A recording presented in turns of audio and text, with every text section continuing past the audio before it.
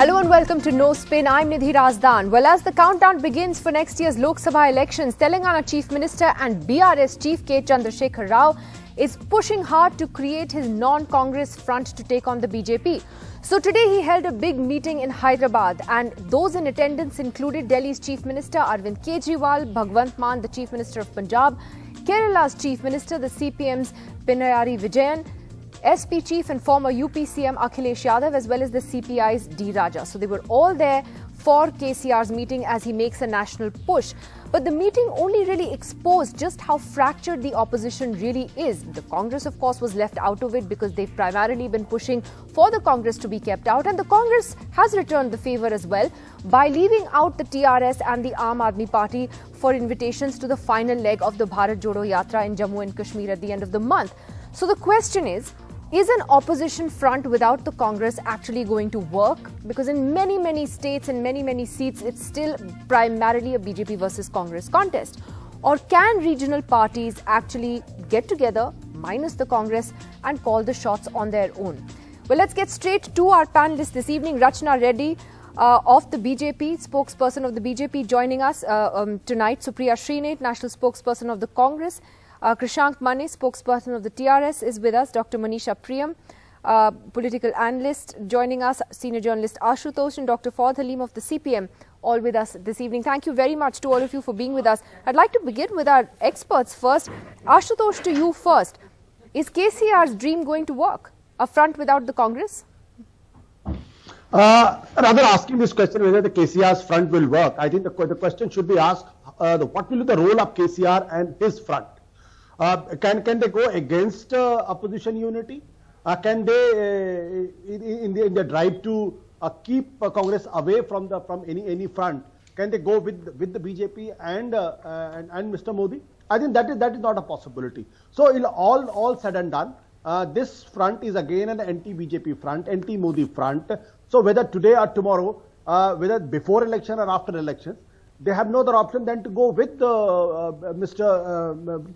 with the anti-BJP front, whatever front it is, whether it is with Congress party or without the Congress party.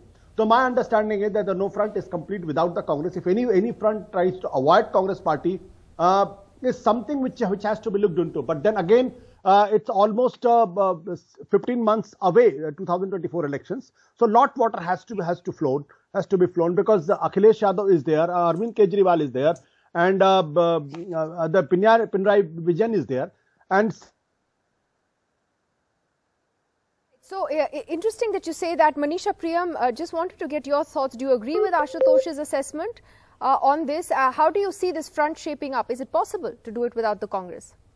Yes, certainly. I think there are many ideological reverses that I have seen in this front coming together today.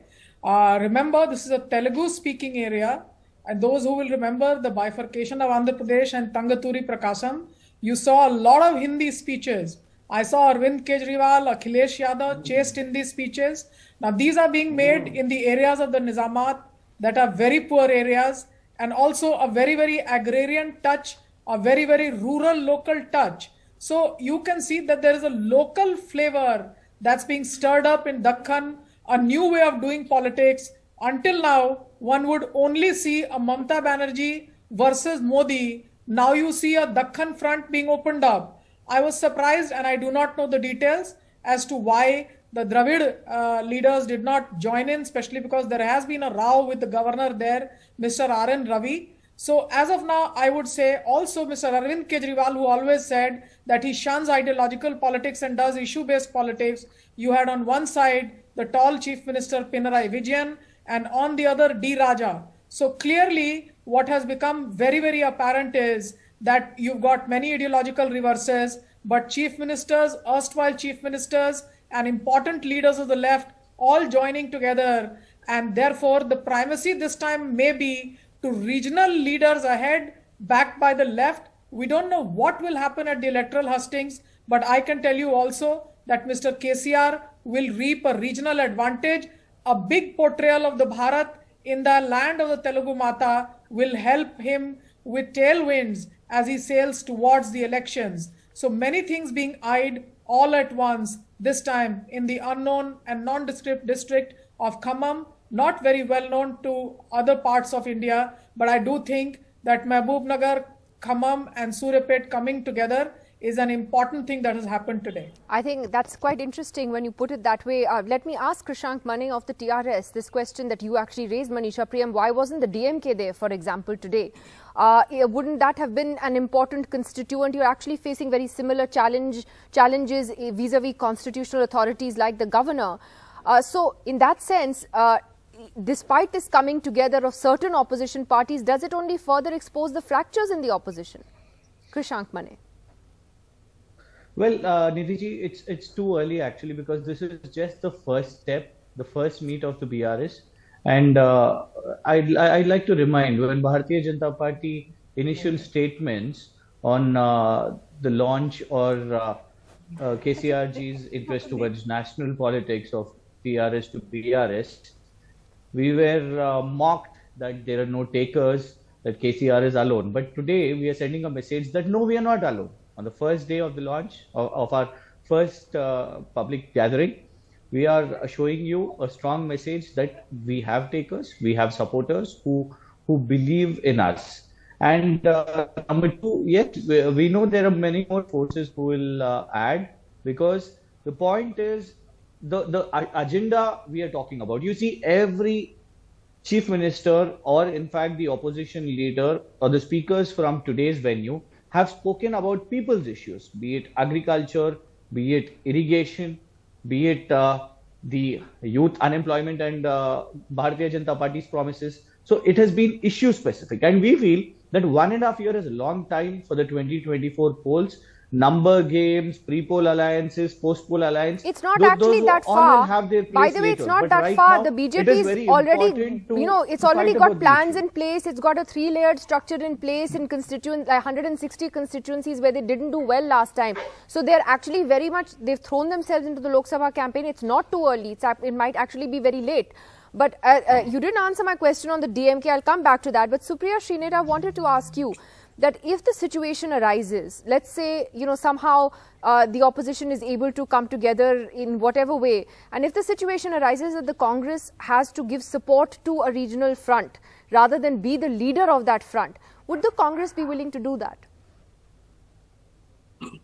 Thank you very much for having me on the show, and a very good evening to all of you. I want to go back to the 31st December press conference of Rahul Gandhi ji. He was asked exactly this question, and I will quote him verbatim. And he said that the opposition is all together. There are very many reasons why people are not coming together in an open show of strength, because the BJP does pressurize you with agencies, with money power, with false cases. But when the time comes, you will see a united opposition take on Mr. Modi and his flawed policies. He also went on to say that there will be states where we will be calling the shots, and there will be many states where we will be willing to bargain and take a more junior position. And I think that is the reality of the rise of regional parties. We are not living in an oblivion. We are not shying away from that. However, I want to make a very important point here, Nidhi, and I think the point that needs to be made is whether it is today's meeting or similar meetings which have happened in the past. I think the narrative in this country is very much set. And I take a lot of pride in saying that the Congress have been very instrumental in setting up that narrative. The narrative is against Mr. Modi's flawed policies, which give 40% wealth to 1% Indians. That narrative is against unemployment. That narrative is against price rise. Now, ambition is a good thing in politics, and I think everybody is entitled to be ambitious, and we saw a lot of ambition out there. There's nothing wrong with it. We have nothing against even the BRS. But yes, the opposition has to be watchful and has to guard against people who get played by the BJP, who purposely act as team B of the BJP, ensure vote division happens, and the BJP wins. And so can I ask you, Supriya, there can be no ideological compromises made. When you say B team of the BJP, is that a reference to the Aam Admi Party? And secondly, if you're saying that actually the opposition is united, etc., then why leave out the TRS and the AAP from your Bharat Jodo finale invitation? I will tell you why. I will tell you why, because we are obviously, opposing each other. We are rivals in Telangana. There's an election that's due. And obviously we are at it with each other in Telangana as far as the BRS TRS is concerned. We have nothing against them, but yes, unequivocally, I do doubt the intentions of the Aam Admi Party. I doubt their ideological switch. I doubt the silence of their supreme leader when it comes to, minorities being oppressed or a woman being raped in Gujarat. He was there every single day. He did not name her even once, Bilkis Bano. He keeps quiet when minorities are being tortured here in Delhi. Why? Because every time, this is true for parties like AIMM also, every time the BJP is in trouble, they go and do the Rescue Act. Mr. Owaisi is not going to contest elections in Telangana by poll elections, but he is going to contest them in Bihar and ensure that the BJP candidate wins. It's clear who you're targeting. Okay, it's clear who you're saying you believe are the B team of the BJP, the AAP and Mr. Owaisi's party. But again, these sort of various permutation and combinations are, it makes you a little dizzy when you look at it, because Fawad Halim, isn't the left, trying to forge an alliance with the Congress in Tripura, where elections are happening in a few weeks, and yet it goes and attends a meeting in Hyderabad, which is actually keeping the Congress out? Yes, but what is wrong with that? No, I'm just asking those contradictions. I mean, how does one get around those contradictions? I know it's happened in the past also. No contradiction. Fawad Halim. I'll tell you why. I'll tell you. Supriya, let him answer. Please, let him answer. I'll come back to you. There is no contradiction at all. We have fair experience in dealing with the contours of the reality of Indian politics. We are a large country. We have various diversities. We have diverse political opinions. We have states which have different realities. We have districts within states which have different realities. And according to those contours, one has to take decisions in favor of India as a country. And over here, I think so, everybody in the opposition, if you see the narrative, even the narrative of the meeting that took place today, it was the Bharatiya Janata Party which was center to the narrative, and that government has to go. And that tone and tenor is actually coming from below. It is being reflected in the state leadership across India. And the loss in Himachal, I think so, is a seminal indication that the people of India actually are turning their mood. If you see, we've been in this situation before, you mentioned it. In Kerala, we were in the opposition, you had a Congress government. In Bengal, we were in power, the Congress was in opposition. Yet in the UPA one, what you call, for 4 years, we supported that government and it ran effectively and it took concrete decisions in terms of Manrega, getting the Sachar committee report out and everything. And India saw a lot of progress during those 4 years there. So we are experienced with these contours. It is our responsibility. And as the left, I think so, people do expect that we will play that role. That when we are in South India and we are seeing the expression against the Bharatiya Janata Party, to be over there and understand. So you're saying this is the practical. You're saying these are the practical realities. You're saying these are the practical realities of politics in India. My question is, Rachna Reddy of the BJP, that will voters understand that this is the practical reality?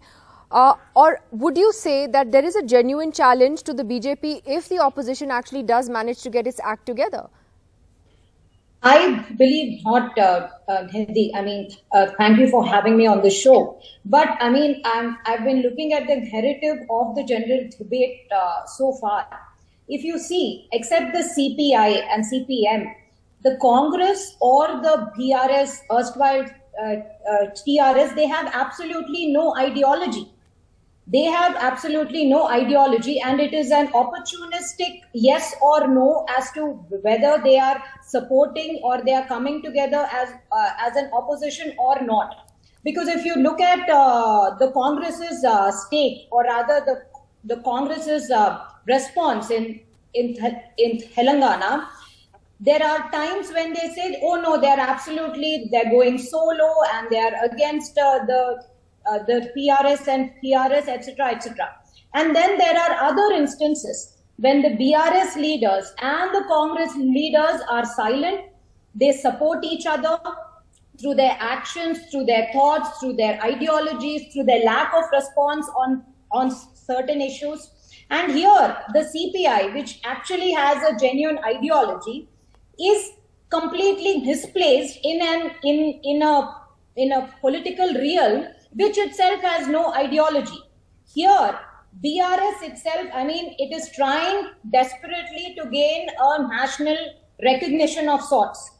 And all these players today, 3 chief ministers and then the CPI leaders, etc., they are a desperate attempt by the TRS's Supremo to gain some kind of national reflection.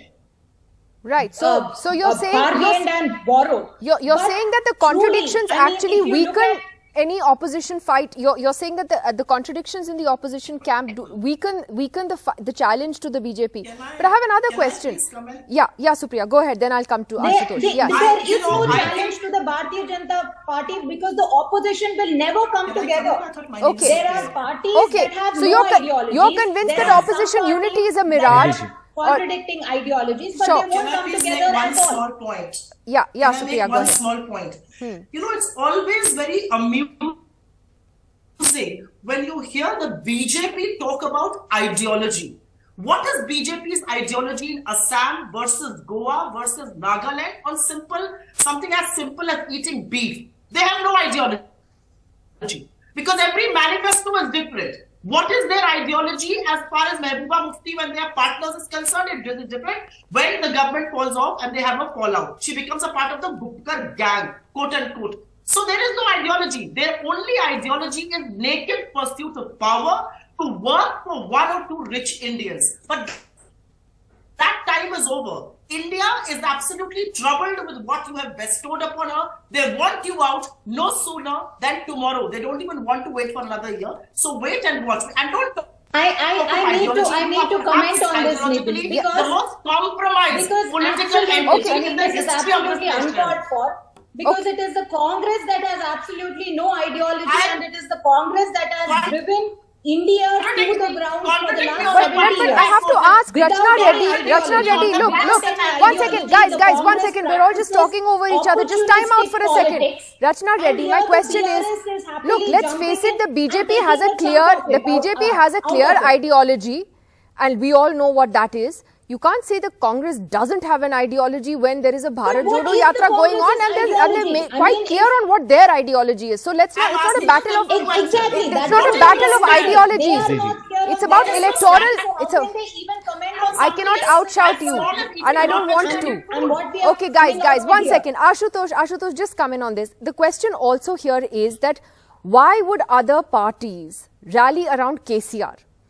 9 MPs in the Lok Sabha compared to, say, the DMK's 24 or Mamta's 22. Even the Shiv Sena has 19 MPs. So the question is that would they rally around KCR as a leader of the front? You'll have to unmute your mic, Ashutosh. Nidhi, I think we are unnecessarily jumping to any conclusion, because if you look at KCR is very smartly using Arvind Kejriwal, Akhilesh Yadav, Pinarayi Vijayan, everybody, because he also knows that in 2023 there is a assembly election in Telangana. So the bigger KCR is projected at the national level, the better for him in the assembly elections. So I think he is placing himself and selling to the Telangana viewers that I am not an ordinary leader. I am a much bigger leader, and that helps. That will certainly help in assembly election. The fact of the matter is, can Akhilesh Yadav go with the BJP? No, he can't, because Akhilesh Yadav is principally pitted against BJP in UP. If he decides to go with the BJP, he's dead. Can KCR go with the BJP? No, he can't, because again his party will be dead. Arvind Kejriwal, can he go with the BJP? No, he can't, because in UP and in Delhi, he's pitted against the BJP. So the fact of the matter is, the coalition politics by nature is chaotic. Coalition politics by nature is happens till the last minute. All kinds of things will happen. Somebody will run away from here, somebody will run away there. The experience shows that. So in my opinion, I think let's not jump to the conclusion. Even if there is a Pinarayi Vijayan and a CPI is with a KCR, that only helps KCR to emerge as a very tall leader in Telangana, so that BJP and the Congress, if they put forth any challenge to him, it doesn't doesn't cut any ice with the water. No, you're absolutely right. And so much is going to change. So much is going to change politically between now and the next general election. A week is a long time in politics. They say ek saal ki to baat hi nahi.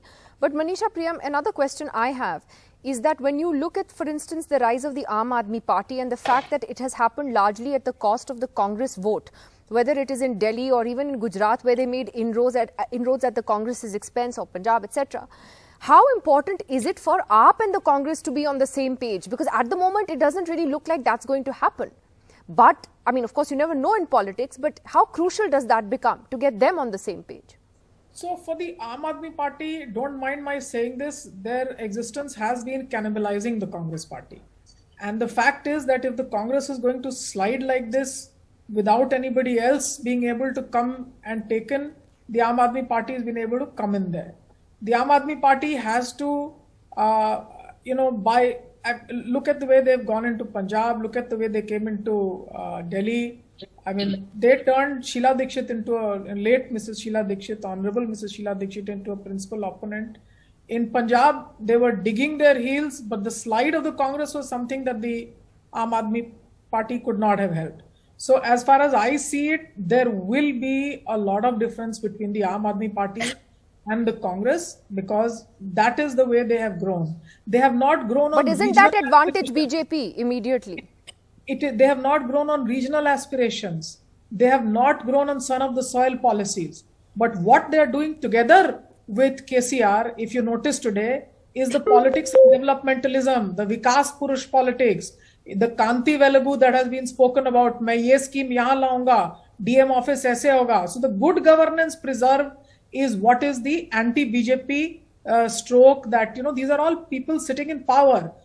Rahul Gandhi is today an opposition leader on the streets. He is taking on the BJP straight. Now these chief ministers or erstwhile chief ministers are promising a politics of deliveries, promising what they will do to the people. So there is a subtle difference between what Rahul Gandhi is doing on the road, taking on the BJP directly, a leader of the opposition, a man who seems to be driven by conviction, anti-BJP, the statement that he gave against Varun Gandhi, that I will be beheaded and then be at the doorsteps of the RSS. So that's the strong, very strong anti-BJP stance that he is taking. These leaders have taken on, yes, an anti-BJP stand, but they've spread out a message of developmentalism. Well, actually, it's interesting you brought up the Varun Gandhi point, because a quick question to Supriya on that, many believe, Supriya, that was it politically wise for Rahul Gandhi to kind of, in a sense, close the door on Varun Gandhi's speculation that he may, possibly come to the Congress in this way? Wouldn't it actually have helped the Congress if hypothetically he was to join the party? I mean, a big face from UP, a member of parliament from UP? So let me answer that question, but before that, I want to place two statistics on record. There are 208 Lok Sabha seats of 2019 where the Congress was second to the BJP or any other party, and there are 52 seats that we won. So 260 seats is where we were either first or second. How do you think about a front without the Congress? That's point number one, with all due respect to everybody on this panel. The point that you raise about Varun Gandhi, or anybody for that matter who's upset with the BJP or is making, statements against them, if you really have the guts and if you're really in opposition, then walk out of the BJP. Do not espouse the ideology that the BJP stands for. You cannot be a BJP MP, keep criticizing them, and then be expected to be lauded by the Congress. I don't think that's going to happen. And I think Rahul Gandhi was very brave, and he put aside personal relationship, and he said, I hug him as a brother. We have a relationship, but as far as endorsing his politics and his affection for the RSS is concerned, I am not for that. And we are absolutely on two political spectrums as far as that is concerned. I think that's a brave ideological statement that he's making, and I don't see anything wrong with that. All right, well, I have to leave it at that tonight. Fascinating conversation on where opposition politics may head from here. Interesting days ahead. Thanks very much to all of you for joining us. We'll see you again tomorrow. Good